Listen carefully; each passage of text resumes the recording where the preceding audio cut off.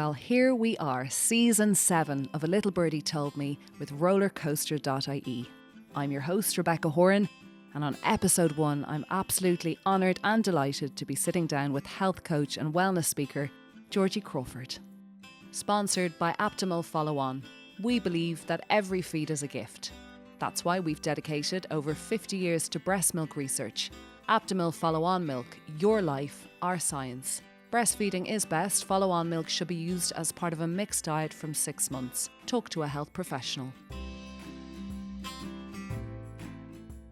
Season 7, and we're back with a bang. Episode 1, I have old pal, gorgeous angel sent from above, Georgie Crawford, of course, host of The Good Glow, and just such a success story. Welcome. How are you? Good. I'm just loving, like, she's in kind of like very cool spring double, which is lovely because we've just been in such a winter haze, in like spring double denims, pretty sexy cap, your bit Eva Longoria, I don't know, your Carmen Electra, you're keep like, coming, yeah, Helena Christensen. You look absolutely divine. How are you? I'm good. You know, I did a long run yesterday because I am training for New York, and I ended up in Grafton Street, and Jamie From your house? From my house, yeah. Jeez.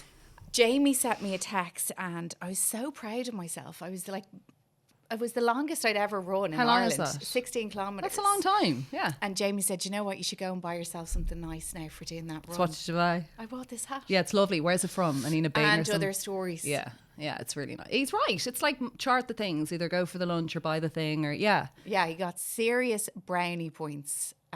He's right. That was a good thing to moment. say.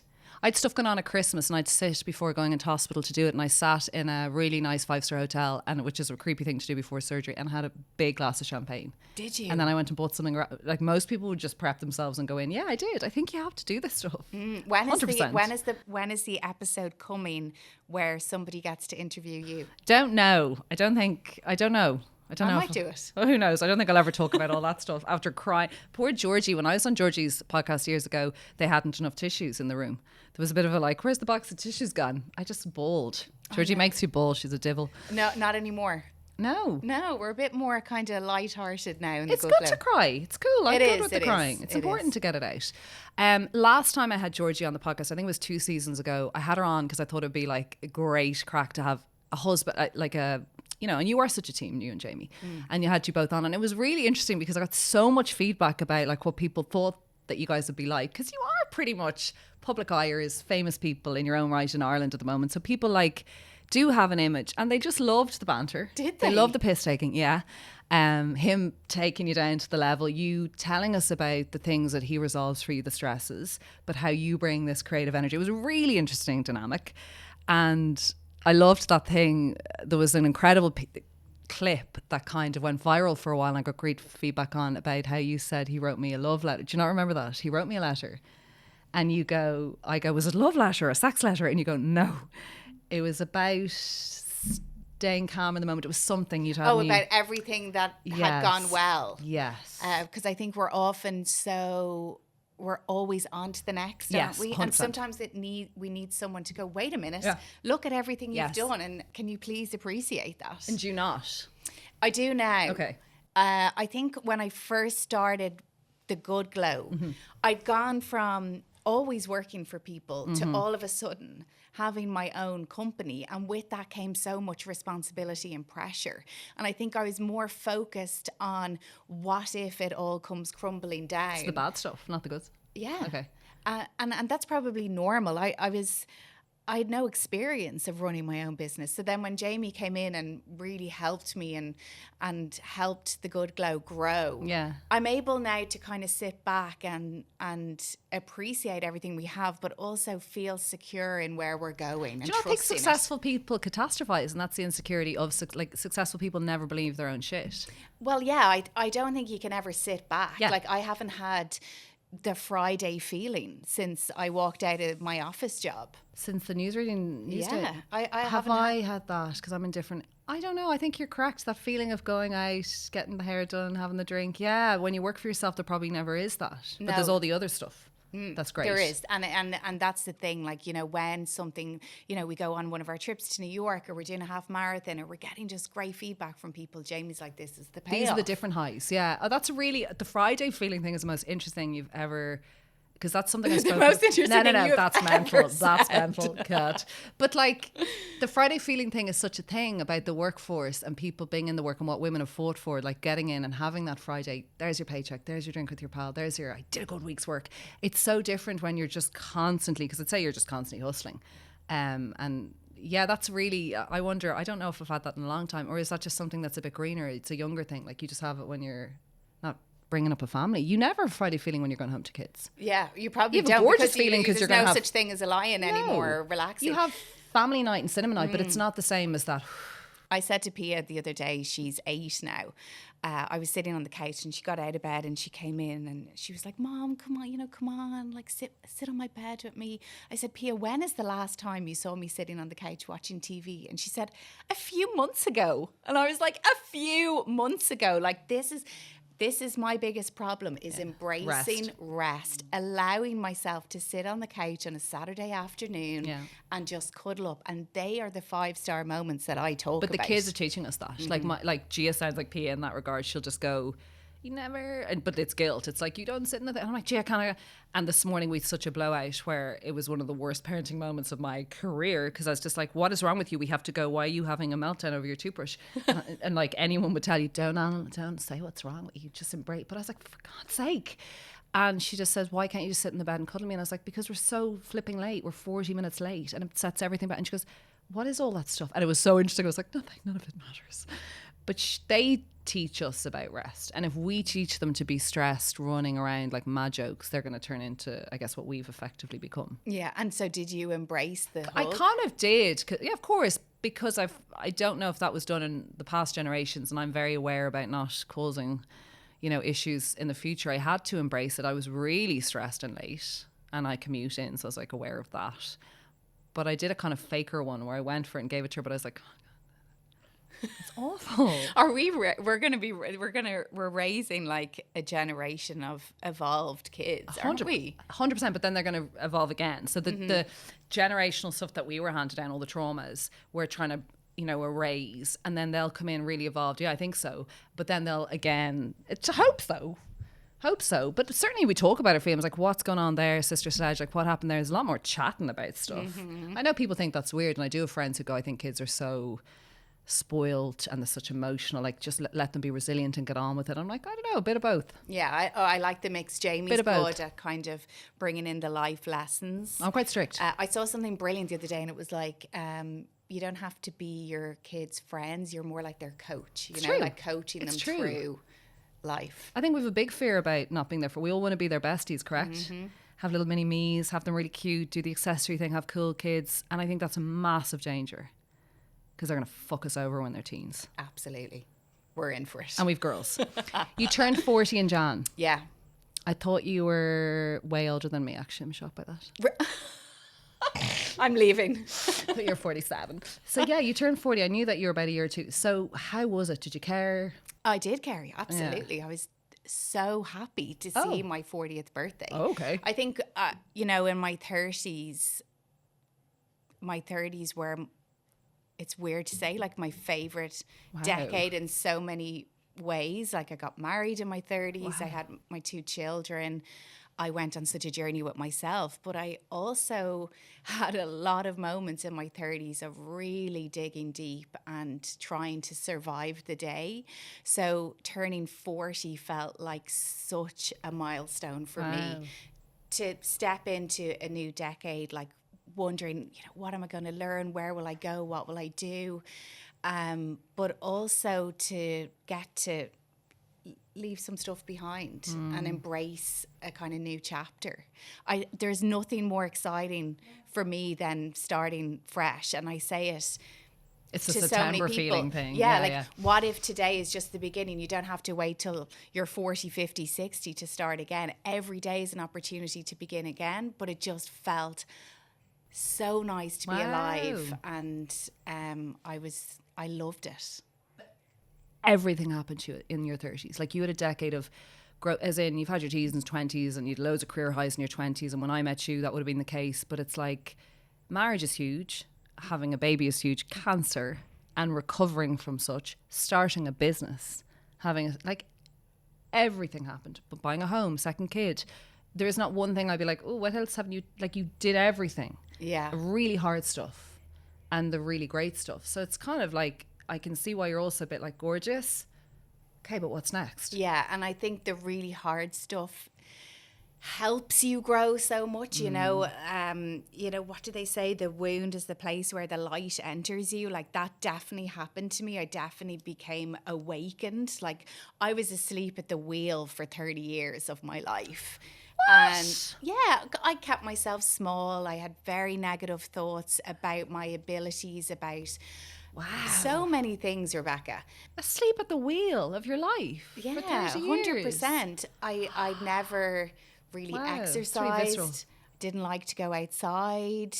I kept myself small and safe and protected. You're so confident when I met you, and gorgeous and healthy and blooming. I am so shocked to hear that. I'm actually stunned. Yeah, but did you not see me sitting at my desk constantly putting on makeup? And I still wear makeup, and I still... But you feel that you were... I'm not covering anything anymore. That's so interesting. Like I was covering. And yet everyone thought you were hair amazing. was getting higher and higher and higher, and I was so in my own head. And now I've dropped out of my head into my heart a little bit more. Amazing. God, it's just so funny how you would have been such a hero person in our office because you were likable and liked. So you weren't putting on a facade, I felt. So you were popular, but you were kind to people. You worked your tail off. Jesus, no one worked harder and built your own success story and were gorgeous. But like, it's interesting. You're like, yeah, and I was constantly putting on the makeup and constantly feeding the beast and constantly going to the thing. And that's so interesting. Asleep at the wheel. Fuck. Were you happy when you'd go home? So no. I live to make other people happy. I know so many of us. Are you like that now? No, not as much. No, and you still are a pleaser though. You're still very good to people and kind, and your energy. I was speaking to you earlier, and you're so gorgeous about it. I was like, it's hard. You're doing all these incredible things, and these runs are incredible. I said I would find it hard to have to socially give so much myself, and you're like, no, it's fantastic and fair play to you. It's a lot. Yeah, but I've stopped trying to please the masses. Okay. And I focus kind of more on one-on-one things. Okay. And I think when you strip away a lot of stuff that doesn't fuel you or doesn't energize you in your life, you actually have more time to focus on the people that you love. Okay. And my circle has gotten so much smaller. But I love more, but my circle is smaller. Okay. And we started a run club last year, and there is nothing more that I love than running beside someone who goes, so who are you?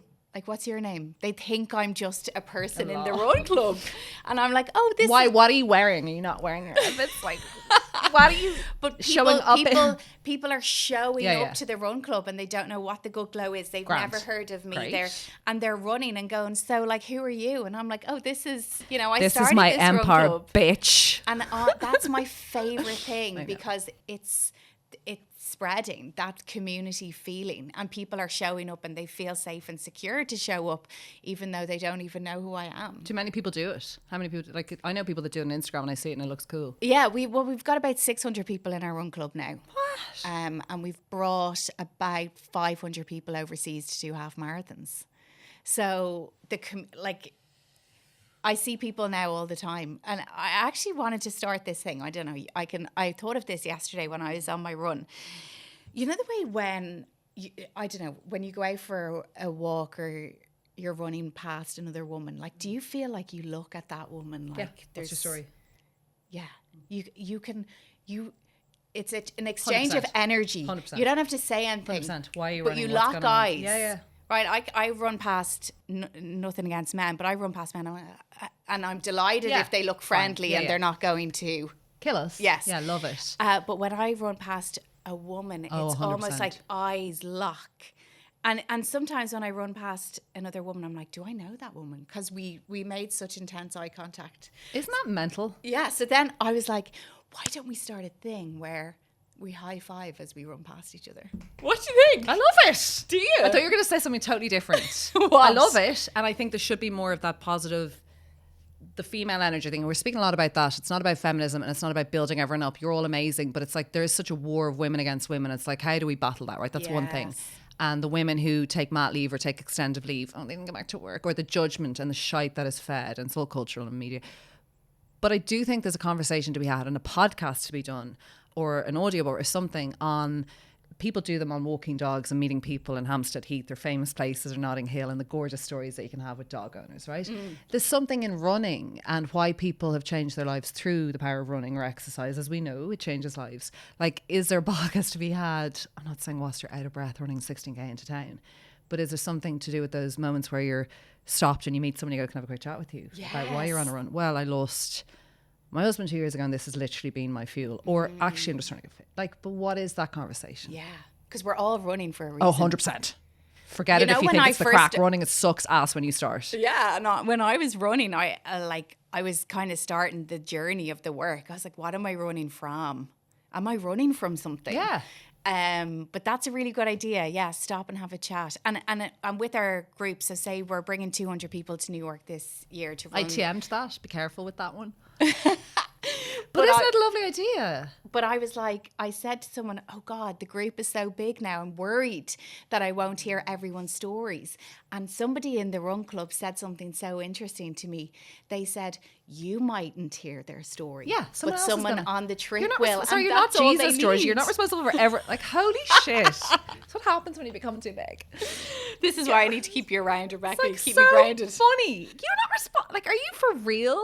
Like I said it to you out there, it's like, you're not their psychologist or therapist. It's so incredible that you're bringing them together. That is what your power is, and Jamie's power. I love hearing people's stories, though. Yes, but everyone's can be. Some can be empowering and enlightening. Some can be really exhausting, and you know that from doing the podcast. Mm-hmm. I know that I can have podcasts in here, and I come out and I'm like, oh, fresh as days. That was so fucking amazing, and she's inspired. I know some can kill my soul for a while because it's hard work. It's hard, yeah. And unless you're not listening properly, it's exhausting. Mm-hmm. Well, all of our stories, they're not perfect, are they? No. So turning 40 was actually great. Did you do a lot for it? No. Everyone kept asking me when I was going to have a party, you know. No, well, I don't mean a party, but did you mark it? Yeah. No, yeah, I did, yeah. We went to Cornwall. Okay. Jamie had a gorgeous run. We had a gorgeous weekend there. We were going to go to Disneyland in June. Special. We're just going to do little nice things with different pockets of people that I love. Okay. Gorgeous. So 40, I feel like this is it, bitches. This is the Davina McCall era. Like 40 is so, I was emotionally distraught at turning 40. Were you? Not about being old and ugly and fat and like, oh, that's it now for you. Like, not Rebecca's hung up her boots. Nothing to do with that. Hadn't achieved all out, so it was very much about my career. It was like, panic set in. What did you want to do in your 30s? And then so much was delayed by COVID and making babies. And I was really hard on myself, but not the image and I was really scared. And then I turned 40 and it was fucking amazing. Anyone who's like in there, it's amazing. Well, I'm waiting, you know, the way people say like you don't care anymore and you're a bit more kind I'm still waiting for that. That's bullshit. It has to be. Like, I love that you're like, you just wake up in the morning. I just wait. Is it today? You care. Okay, what does happen, I would say, is that you start realising you're going to head to 10 years and 50 and then you do start going when you're having crisis, because I've had a few recently bumps that were bigger than maybe in my 30s. You have the meltdown, but they're less, you're more equipped to deal with, you're educated on all the stuff, you're experienced, you're really hardened, right? We've walloped ourselves for 30, 40 years. So what I would say is you're just better equipped. So still all the shit happens to you, Georgie, and people are assholes, but I think you're just better at shaking it off. Yeah. I've become really weird. Like my mum was like, weirder. Yeah. She's like, you're like numb to, I'm like, I'm not numb. That's not true. And she goes, I feel like you're hardened. I go, I am a bit. And she goes, God, there's a, you know, you've got to, and I said, but I also don't want to be a crying river. It's important to deal with the things as they are and be realistic about the stuff. Because I used to overwhelm myself with stuff. Because we've known each other nearly for, like 20 years? I was getting married. That's the story of us, 2013. Okay. 2013. Brought my goon Jas into the newsroom. Years. Yeah, and I was getting married and being taught by Brendan O'Loughlin, trained in, and Tina Gates in the newsroom, and you were there doing entertainment. And I had my dress for City Hall, but I didn't want to tell them in case I lost the gig that I have to get married today. Do you remember that? Yeah, I do. It was under the desk. I remember you used to do mad things. Like one day you came in, you'd lost your engagement ring. That happened last year as well. Did it? And you just continue to read the news for the day. Do you think I'm a bit weird? Do I think? No, Yeah. I don't think you're weird. I love who you are. I love your spirit. It's not right, but it's not right. I do remember the wedding dress thing and going, I think any other woman, like this, like, why am I acting like some poverty stricken? Any other woman would take the day off and just say to them, I'm getting married today. But I don't know what was wrong. I have such a fear. I do have a fear of authority, always have done. Always scared of authority. It's really weird. And I just went off and got married. And then I do remember the next day they were like, you could have told us, it's not a big deal. And I was like, oh. And then we'd our proper wedding. But that was something people still remember, like, that was weird. But yeah, you have beautiful Pia, who is 8. And now you have Tahlie, who is... Did you ever think you'd get here? 2 Mum girls of is a 2? dream come true, because I have 2 brothers, and I love my brothers because actually I think as we have grown up, they've become my best friends. Like I said to my brother Mick last week, you're like my sister, because we fight like sisters. Is he a lot older? Is he the same? What age is he? He's a year younger than me. Okay. So we're, we've both got our families and our kids. And then we have Sam, who is... How much younger is Sam? He's 11 years younger than me. Oh, okay. That's quite a... engaged to Sophie Murray. A lot of people know Sophie. And she has brought so much joy to our house. Like, she has never changed. Sophie was... involved with our family before Instagram took off for her, and the kids, like, Sophie comes into our house, sits on the floor with the kids for the day. But Sophie's something going on with her, something wrong with her. Like, Sophie is an explosion of joy. Yeah, like, I've seen her she's when really she doesn't special. think someone's watching her on a plane or at an airport, and I'm like, oh, okay. And she just is joy. She treats everybody the same way, and has always. So Sophie kind of brings the sister energy into the house a little bit. I've obviously got my sister-in-law Ciara, who's been around for 10 years, and Claire we were Solan's so close. kind of like a sister. Yeah, so I've had a lot of sisters, but I now have sisters as children, which is next level excitement. Did you ever think that? What did you ever dream of? Did you ever think? I could never dream that my life could be 2 sisters, that, like, perfect. Because I only came from 3 sisters. Remember, my sister has 3 girls, so I wasn't overly shocked, and I'm used to female energy, but I love it. I wouldn't swap it. I love it. No, it's amazing. Love the girl energy. Oh, It's off the Richter. it's all singing, all dancing. We're just constantly performing. Yeah. And Pia's got to the stage now where she's a little bit like, a little bit You're when cringe. I'm up dancing, But I saw this reel the other day of a mom, like, putting on a performance for her kids. Like, that's what it's like in our house. Not all the time. I mean, we have really tough days and low days. But it's to have. I'll tell you a story. They're so cute though. I want to eat their heads. Like, they're a bit like Pia looks like such a little intellectual, and it's not just the glasses, but she has got her little glasses too, but she's just a little cutie, right? Yeah. And then you have a mad joke, which is fair to say. Yeah. Because you put a video up, because I didn't know the personalities, because your little one's so little, and you put a video up going, there's the second kid.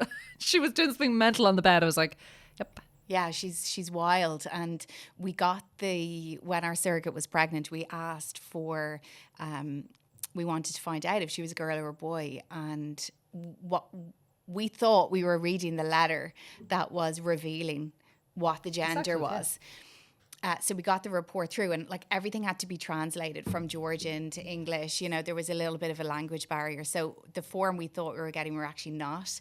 So I opened it up, and, I set up the camera, and I was like, we're going to find out, and press record, and opened up the document, and it just said gender female. And I was, like, crying and so happy. And then we realised The woman was a female. Oh, fuck off. it was our surrogate mother's gender. And I was like, wait, what? I don't think we're looking at the right thing. And we rang the agency, and they're like, oh, no, that's going to be another few weeks. And I was That is like, so oh my funny. God. So I got to celebrate twice that I was having a girl. Oh my God, Georgie, tit. That is but so funny. We were thrilled. I mean, going to... That's like Jason on a form for some thing where we're going to South Africa once, and it said sex, and he goes, yes, please. Like, oh, you can't write that. Like, so literally just said sex on the day. Oh, that is so funny. But yeah, so we celebrated a million times that she was a girl. And obviously we'd love a boy too. We would absolutely love to have a boy. And I'd love to feel the love of a son. Yes, actually. And they love their mamas. Yeah. So, but you know, I don't think that's going to happen. Oh. Yeah, I think we're, you know... Okay. It's the end of... Do you think so? Yeah, I think so, yeah. It's really hard because I don't feel fully ready to... You will. I only felt fully ready. I closed that door in that book so I was super broody when Simone was a year. Oh, okay. Oh, horrendously. I was like, I really want a third. And then when she turned 2, I was like, no, I'm happy. Yeah, see, I want that feeling of... I was closured, yeah. Yeah. It took a while. Mm-hmm.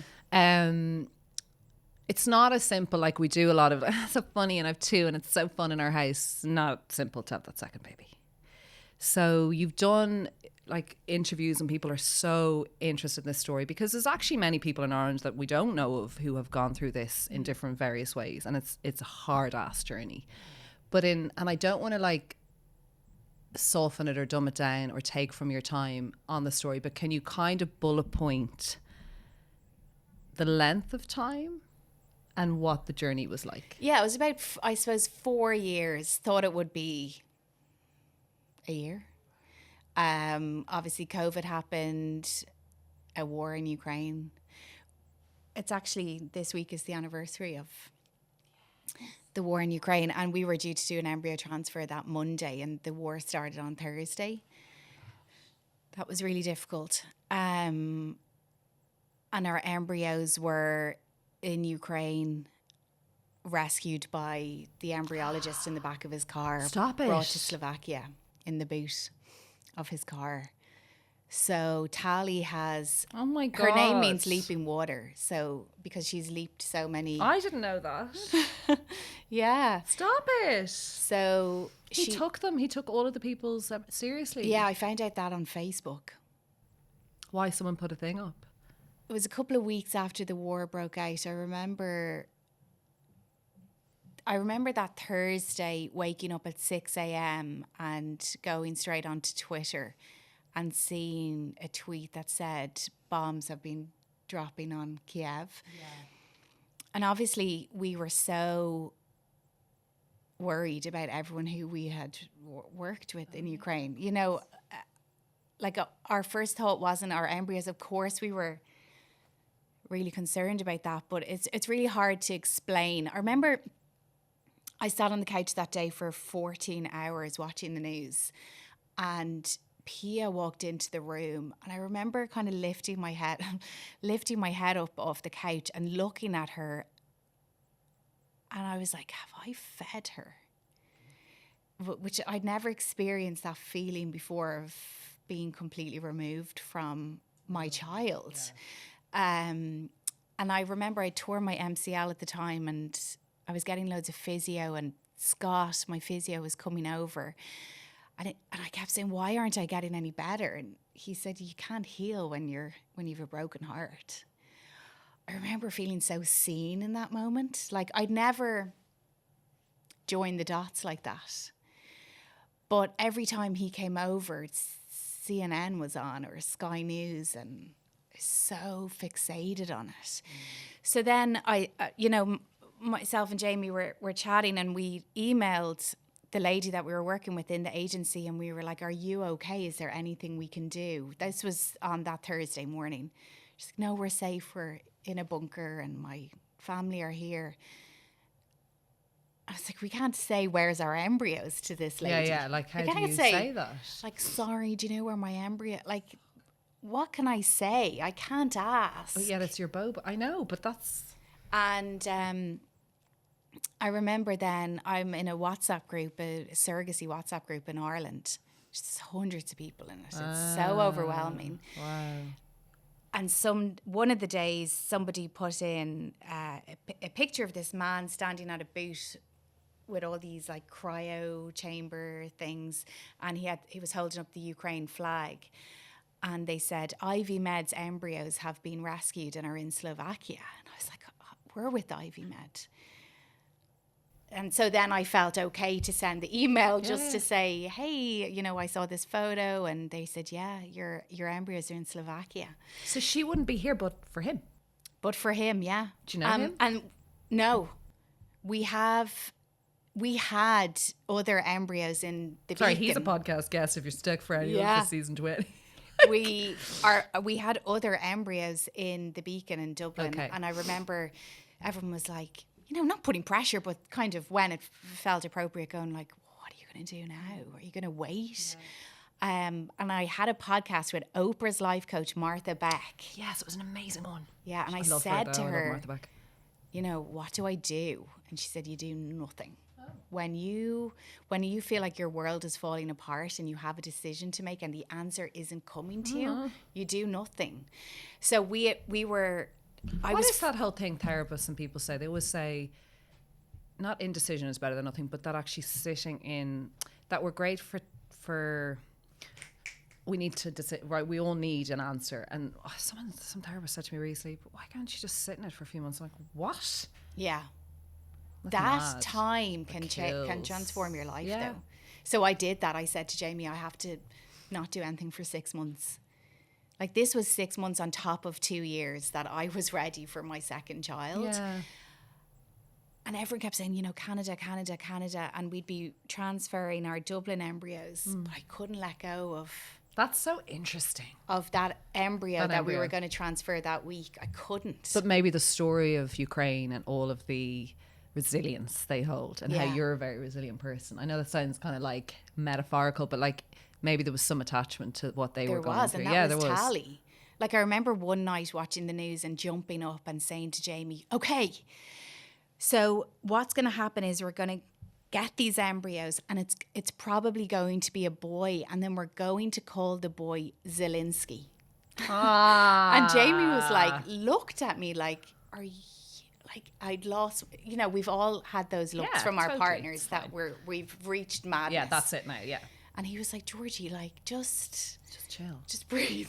Like, sit down. Like, you're okay. I love that, though. But, you know, you're just constantly trying to give yourself hope or have the perfect ending to the story. You know, this is what we're going to do. And that will be great when that day comes. The perfect ending. So that's why she's called Leaping Water. So she went to Slovakia, back to Kiev. Wow. And I said this, actually, I did an interview on The Late Late, and hadn't planned to say it, but it just popped out. And I said to Patrick Keelty, you know, I have this little nursery rhyme, or I have this little song that I sing to Tahlie, and I say, you got the train to Paris and then you flew to Turkey. And he burst out laughing and said, that's a different kind of nursery rhyme to what we're used to. But I was interviewing Whitney Port from The Hills, and Tahlie was on a train to Paris as an embryo. So she's been everywhere, and then finally back home with us. That's why she's wild. She's an adventurer. Yeah, she's not going to sit around watching you guys have your dinner. Get a grip of yourselves. It's like Simone's had an adventure. Simone was twirling around in my tummy constantly, this wanted baby, doing Frank Breach every freaking week, being a pain in my hole, and came out and then turned again and she was coming out. I was like, this child's not here for the chill out. Yeah, and then you wonder about that kind of as they are in the womb 100%. And as they're an embryo, and their personality 100%. Is it there? Tough as old boot. Yeah, it is, of course. And I think I hate saying this because I think women do a lot of guilt and mum shaming, but I think our stressors, our stuff, our emotional, definitely somewhere is drip fed. Somewhere. There's some intrinsic, 100%. And so I didn't have that, obviously. Yeah, so tell me, you have Pia. I'm not saying your world fell apart, but your world fell apart. And you go through, and you're still always going to be on that journey. Like, that doesn't just like, okay, I had cancer. But you're diagnosed with cancer. That is absolutely... I always think about you and having a baby. I can't imagine it, Georgie. I still can't imagine it because having a baby is so hard anyway.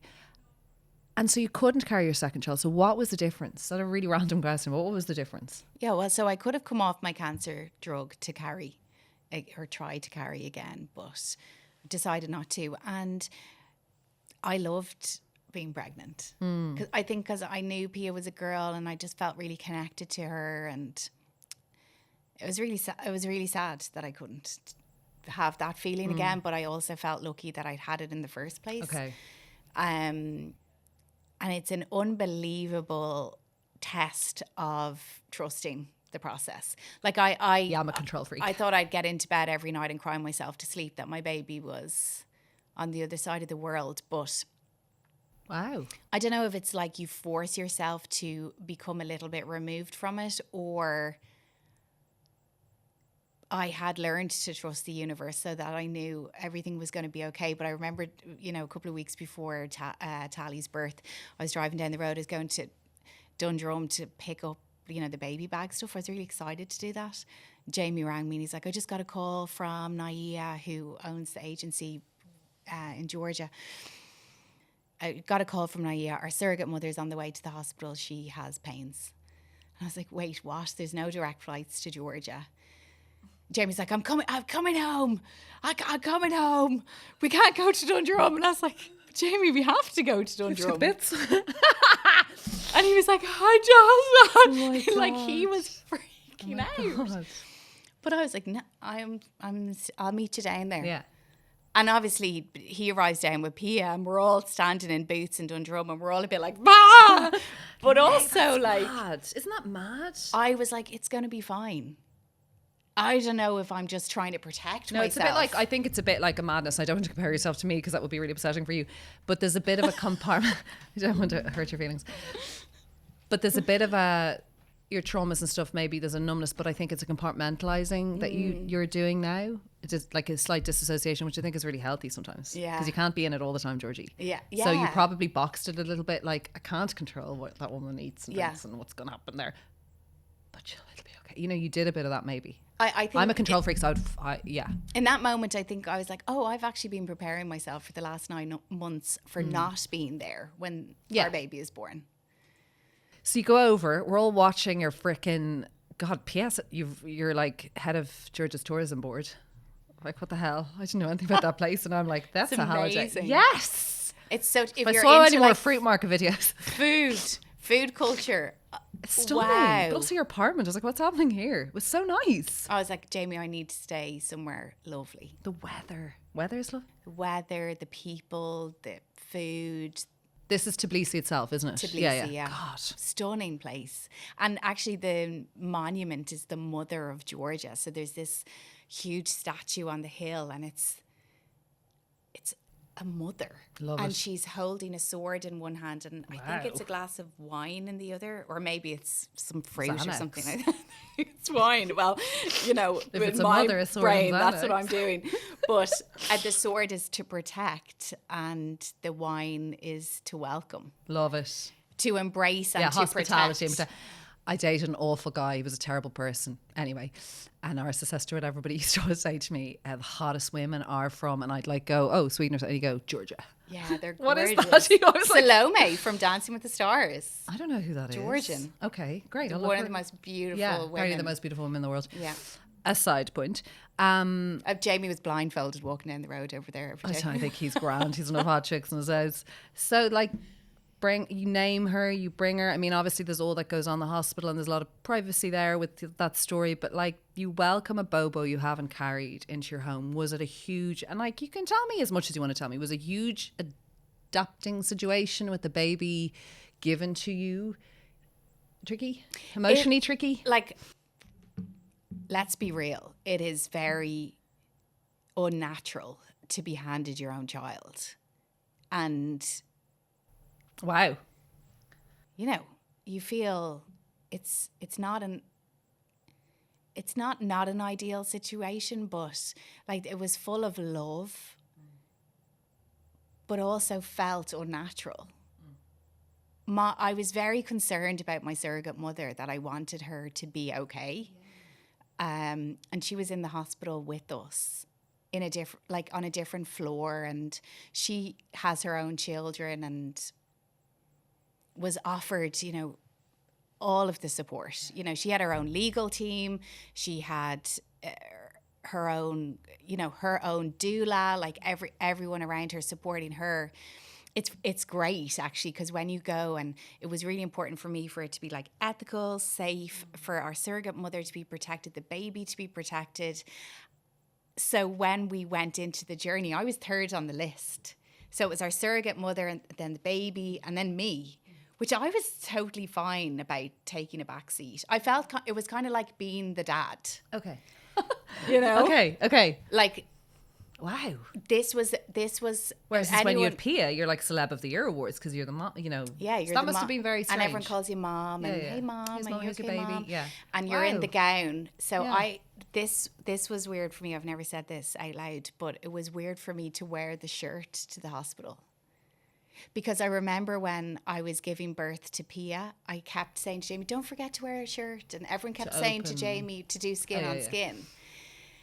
So it wasn't like an anger that I had to put on a shirt, but I was just like, oh God, like it was another punch in the gut that I had to put on a shirt, that I wouldn't be gowned, you know, in that moment. See, these are mad things you would never think of. But when we got her, I mean, it was... Go on. Just... Was it a release of a lot of the years? It felt like a miracle. Yeah. I'd never felt anything like it. Or coming home or something. Yeah, it was like, oh my God, thank God. And... Hold on to that piece. I found in a totally different way, having someone, there was such peace in my heart for the first time in a very long time. Yeah. And I kind of lost, like sometimes you have to come back to that. I'm so grateful, so great. You know, it's hard. I'm sure you do, but I have to practice that sometimes. I was such a different person than the first time I had a baby. Like I knew myself. I really loved myself. When I had Pia, I was so afraid something would happen to her. Like a little bit, that fear was gone. So two totally different journeys, and I wouldn't change either of them. But I remember it was really, I kept saying, you know, when can we go and see our surrogate mother? Like, does she want to see the baby? And not feeling jealous in any way at all. I did feel, oh God, I hope she knows who I am. You know, and Jamie is so good to me. He's like, you're such a natural mom. Of course she'll know that you're her mom. Of course. But, you know, I kept saying, you know, is our surrogate mother ready, you know, for us to come down? Or does she want, if she doesn't want to, that's fine. And they said, no, she'd love to. And I walked into the room and it's like I almost threw like, here she is. Like, this is the gift you gave us. And she was so happy. She kept holding my hand, and she loved Pia, I think, because she could see. And our agency told us that she kept saying, they're such a great family. She kept saying, I'm so relieved. Can you imagine, you know, going on that journey for her and wondering, what if I carry this baby for 9 months and then I meet these people and they're horrendous? Yeah. Greedy, horrible, what would nasty, you do? Western, like, who are these people going to be? What would you do? And so she do? met my mum and Joe and Pia, and, you know, she met the Kardashians. It was just really important for me that she was good. Do you have a connection for life, or is that kind of you don't? We do, yeah. We do have a connection for life. We are certainly Yeah. not in each other's pockets. Yes, though. which is important too. Yeah, and I'm led by her. Great. You know, I will follow her, whatever she wants. Great. So Tahlie, mad joke. Mad, like... Go on. How do you parent differently? Do you parent differently? Go on. Completely Parenting differently. podcast, but we're going to get into it. Approach it differently, not... Totally differently. I mean... Do you feel more chill? Way more chilled. Wish I was like that for more Gigi. Of course. And for your first, you're just trying to do it right. You're trying to be perfect. With Tal, I suppose I'm a little bit more chill. Yeah. You know, and she had a time when she was going around calling everyone mama, and the chair mama, and the baba mama, and that I was like, I'm your mama. Yeah, what the hell? And I'm a little bit more sensitive. Yeah. You know, and I've noticed that. Yeah. But I can also forgive myself in so many ways. Like if I didn't have cancer, we wouldn't have Tahlie, because we went on that IVF journey, and she came. You'd have a different child, or you may not have had a child. You don't know. We don't know. And we say to Pia, like, you know, there is 7 years between you, but there's actually 7 months because Tahlie was created when Pia was 7 months old. So they're soul sisters, and you know, they kill each other, and it's weird because you don't think about your kids like pulling a toy between, you know, when you're thinking of having to a second, you're like, oh, they'd be best friends for life. But if Simone and Gia are apart for any amount of time, they're actually a bit depressed. But when they're in each other's company, it's obviously killings. But there's a bit of a, like, where is she? Why is she got? There's such a sadness.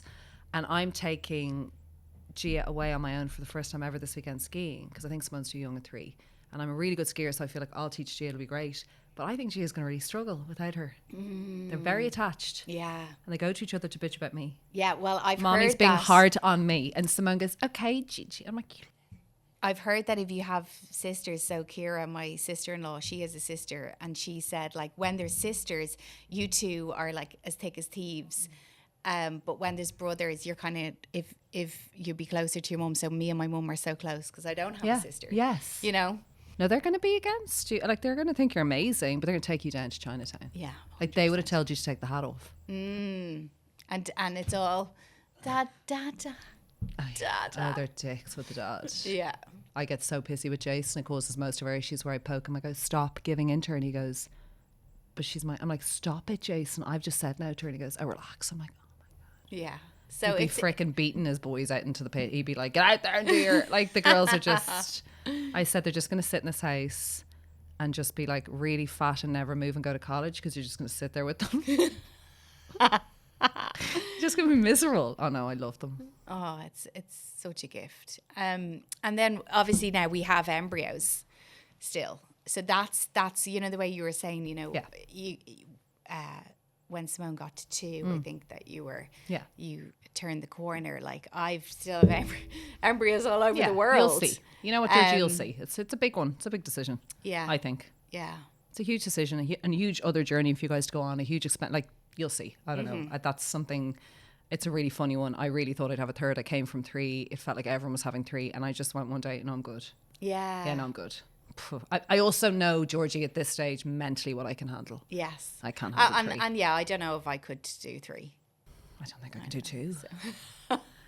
Georgie Crawford, you're just, I know I should have probed you on everything with a good glove. You're doing loads of stuff. Do you want to quickly talk about all the incredible stuff you're doing? Well, we've moved into a really exciting space of the running and bringing people on the journeys to New York. And when is this released? This will be out in 3 weeks. Oh, yeah. So you'll already have gone to New York. Okay, yeah. So you're doing New York, yeah. And we're doing Rome in October, so. But your big shows in the National Concert Hall kill me. They make me cry, all of them. Do they? Yeah. Well, it's become a bit of a Christmas tradition now for people, and I love that. So, so we're going to do, you know, the concert hall will be closing for 3 years they're going to do it up. So this Christmas will be the last Christmas in the concert hall. Will you do something else? So, yeah. You're going to go global. She's amazing. We love her. She's amazing. From the newsroom, wedding dress days, to sitting here now, mum of 2. Thank you so much for coming on. Season 7. Oh, wow. And 7's my favourite number. There you go. Thank you so much. Thank you. Sponsored by Aptimal Follow On. We believe that every feed is a gift. That's why we've dedicated over 50 years to breast milk research. Aptimal Follow On milk, your life, our science. Breastfeeding is best. Follow On milk should be used as part of a mixed diet from 6 months. Talk to a health professional. If you like this episode, will you please rate it, subscribe and share it with others? This helps me get the guests that you want to hear.